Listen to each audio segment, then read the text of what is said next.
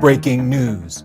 Canon Rumors has leaked the Canon R5 Mark II coming in 2023, and it has some amazing specs that completely blow away the Sony a7R5 and the Nikon Z9. I'll tell you about it in just a second, as well as a couple of other new Canon cameras. But first I want to tell you about our sponsor, Squarespace, that makes amazing websites incredibly easy enough for me and easy enough for you.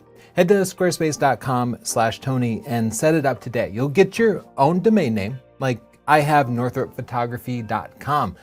That's way better than using Gmail for all of your email addresses, right? More importantly, you'll have a permanent spot on the web. So you are not dependent on Mark Zuckerberg or Elon Musk to run their social media. You have your own place that is forever. Show off your photos and videos, sell things online, take appointments from clients, view detailed analytics. You can think of it, you can do it at squarespace.com/Tony. Trade out completely free, no credit card or any of that. When you love it, the coupon code Tony will get you 10% off. Before I get to the new Canon cameras, I want to point out that a company called Biz ran a story saying that camera prices have tripled in the last 10 years. And I totally believe that. And I think it's a really important part of the industry. It used to be people would spend $300, $400, $500 on a camera.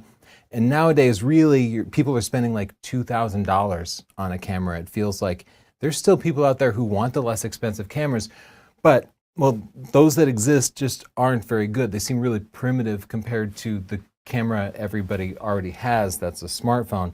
And really, to differentiate your images from a smartphone, you have to spend more. You really have to be getting like a more expensive full frame camera.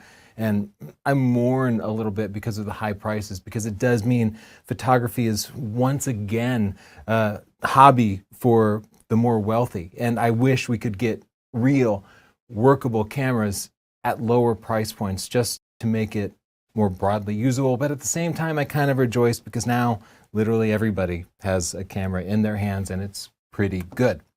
Now let's talk about the new Canon cameras. All of this is coming from CanonRumors.com. That has a lot of reputable information. I follow their RSS feed.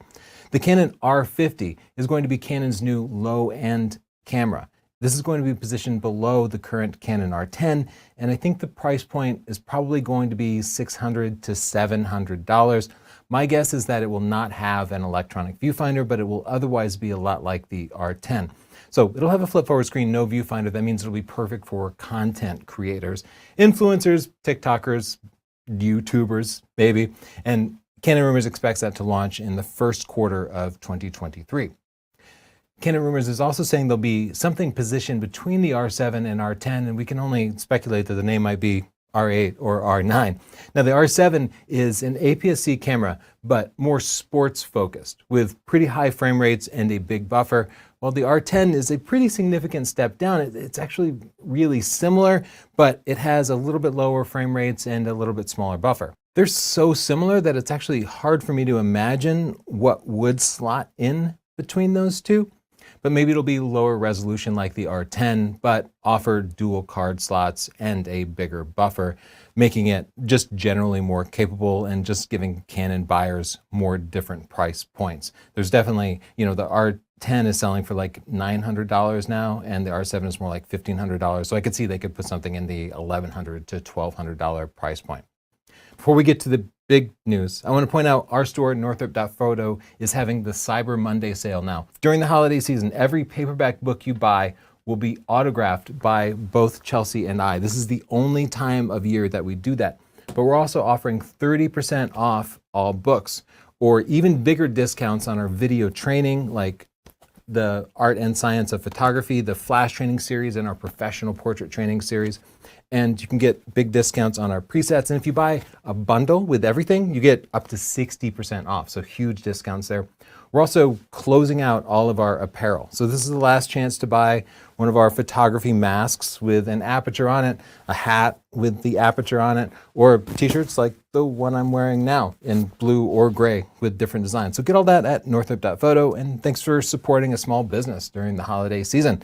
CanonRumors.com is saying that an R5S will come out. We don't have a lot of details about this yet, but it's supposed to be the high resolution version of the R5, which is already 45 megapixels. So I think we're looking at more like a 100 megapixel camera. Canon has had one of these rumored for the longest time. One of my favorite cameras of all time was the Canon 5DSR. That was a 50 megapixel version of the 5D Mark III, which I think was like 24 megapixels. So we could expect maybe double the resolution in a more studio focused with capabilities pared down a little bit.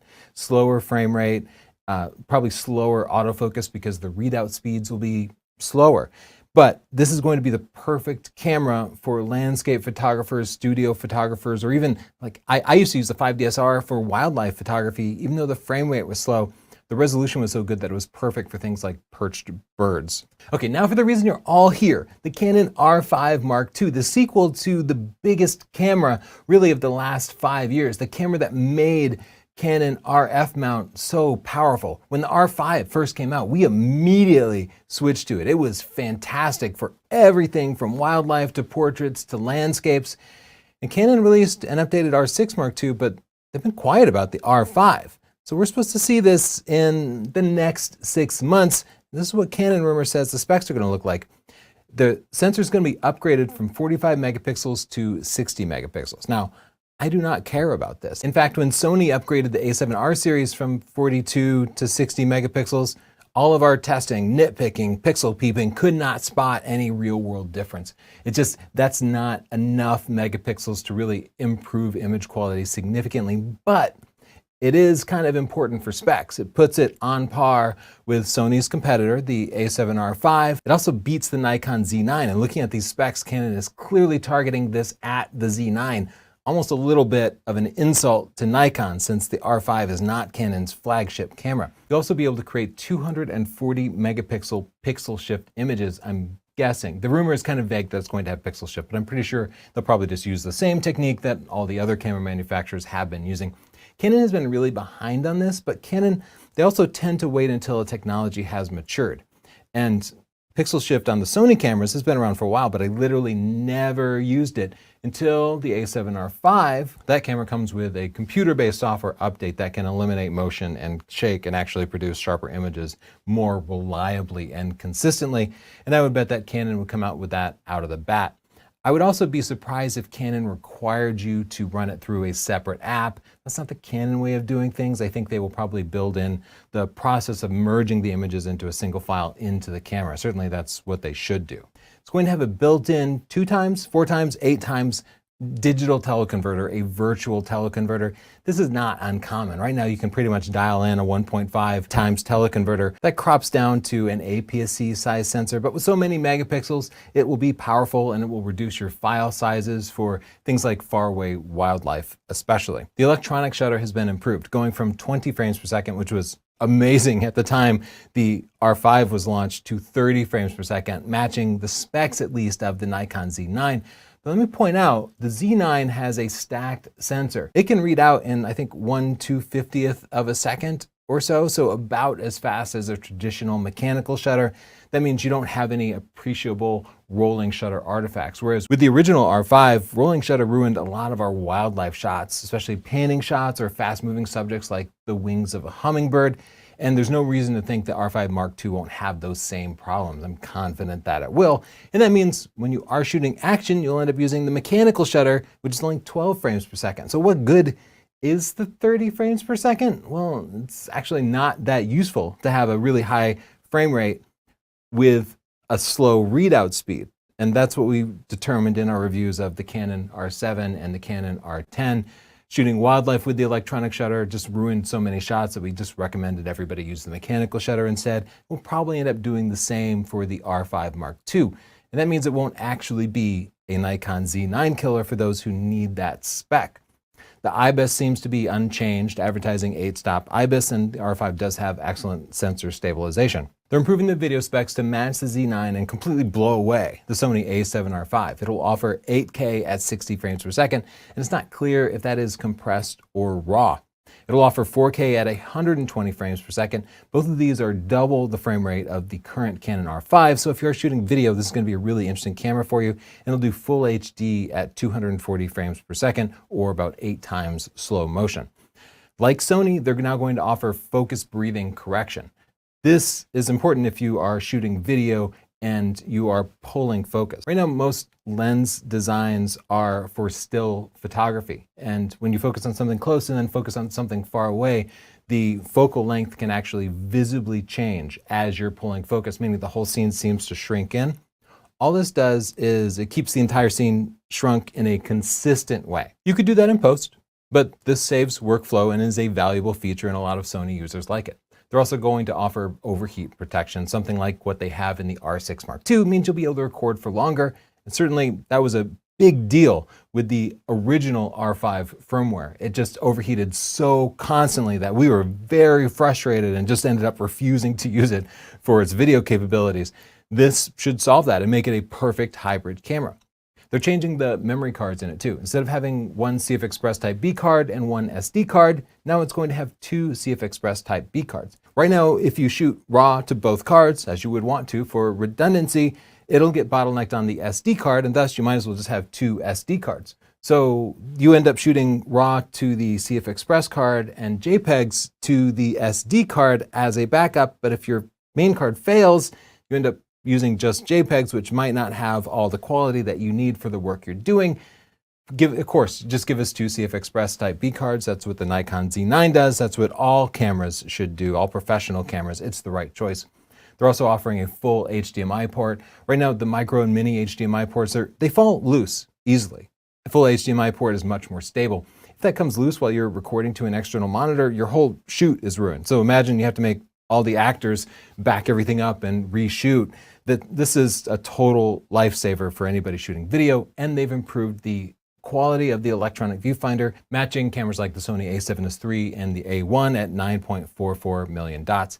Now, this doesn't change your images, but it does change the experience. And I really love these high resolution viewfinders. It's kind of like looking into a window. It's like almost as good as the old optical viewfinders that we had on our DSLRs. Canon rumor says to expect this in the second quarter of 2023, so late spring, early summer. And my guess on the price, it's going to be higher than the R5, probably about $4,500. It does compete with the Z9 at $5,500 in a lot of ways, and it actually seems more powerful than the current Sony a7R5. Let's take a look at how it compares to the existing R5, the Sony a7R5, and the Nikon Z9. Compared to the current R5, I think it'll be a little more expensive with almost 50% more pixels, though you might not actually see a difference. They are adding 50% more frames with the electronic shutter, going to 30 frames per second. But like I said, I think that's a wash. I don't think that's actually going to be that useful in real life. But if you're a high frame rate video person, they are doubling the frame rates for 8K, 4K, and full HD, and the viewfinder will be nicer. So when you look at this, you actually think, okay, it's not that big of an upgrade, but there could be other factors here. I'm sure the autofocus capabilities are going to be better, but we'll actually have to get it in our hands and test it to find out whether that's true. Be sure to subscribe for that test. Compared to the Sony a7R5 just released this year, again, I think it'll be more expensive because it's better in many ways. Like the mechanical shutter does 12 frames per second instead of just 10. I was really disappointed Sony didn't increase that. Sony's 8K is limited to 24 frames per second, so significantly slower than the 8K at 60, even slower than the current R5, which is amazing. And a7R5 only does 4K 60, and it does that with a heavy crop, while we expect to get 4K 120 out of the R5 Mark II. And the Sony a7R5 has two CF Express Type A card slots that can also be SD cards, but you pretty much end up using the CF Express Type A because the SD cards will get bogged down on these big, huge RAW files. But CF Express Type A sucks compared to CF Express Type B. It's like more than twice as expensive, significantly more, and half the speed.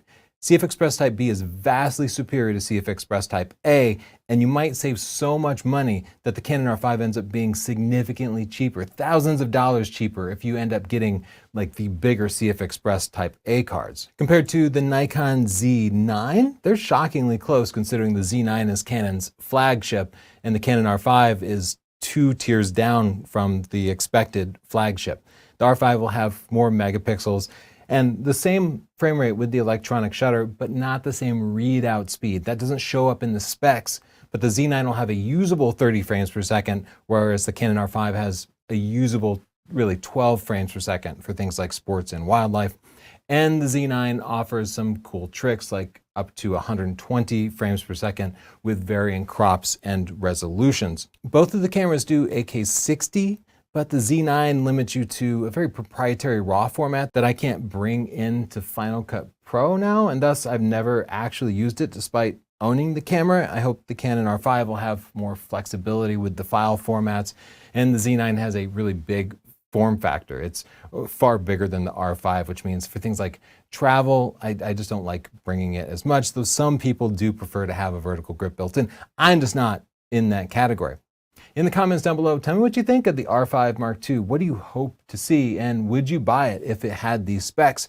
And thanks to our sponsor, Squarespace. Everybody needs a Squarespace, whether it's for your business or for a personal project. I have 4 or 5. Every time I start a new project, one of the first things I do is I give it a home on the web. I register a domain name for it so nobody else can come and take my domain name, and I give it some presents so anybody looking for information might be able to find it. But I also use this to motivate myself. I update the website, I add pictures to the website. Don't underestimate how powerful something like that is. And because it's not reliant on unstable social media, it's a good long-term investment. Get started today at squarespace.com/Tony. You'll get a completely free trial, no credit card required. They're not gonna lock you in, but you'll set it up and see how awesome it is, how easy it is to use. And I'm pretty sure you're gonna end up wanting to use this coupon code Tony to get 10% off your subscription. Thanks Squarespace, and thanks for watching. Don't forget to check out NORTHRUP.PHOTO to get our Cyber Monday deals. Bye.